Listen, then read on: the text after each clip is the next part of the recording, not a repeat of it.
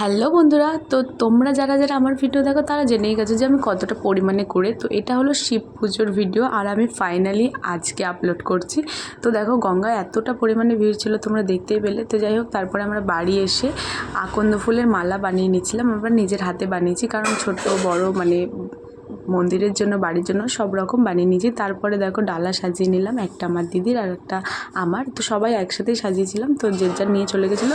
তারপরে আমরা সবাই রেডি সেডি হয়ে বেরিয়ে পড়লাম। আর এবারে মন্দিরে ভিড় তো ছিলই, তবে প্রত্যেকবারের তুলনায় একটু কম ছিল, কারণ এবারে যেহেতু সকাল থেকে চতুর্দশী লেগে গেছিলো তাই।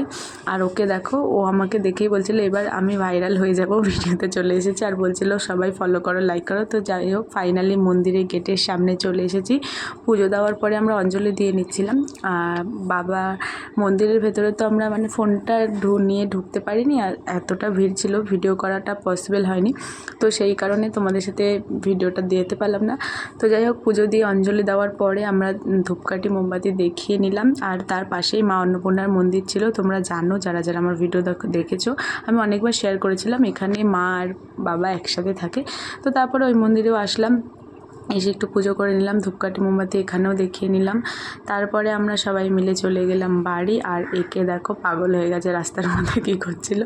তো যাই হোক, বাড়িতে গিয়ে একটু অল্প করে সাবু আর একটা আঙুর ফল খেয়ে নিলাম। আমি সাবু খেতে একদম ভালোবাসি না, তাও খেয়ে নিলাম। তো পরের দিনও যেহেতু চতুর্দশী ছিল, সকাল সকাল আমরা গঙ্গা স্নান করে বাবার মাথায় জল ঢেলে নিলাম। ভিডিওটা কেমন লাগলো জানিও। হর হর মহাদেব।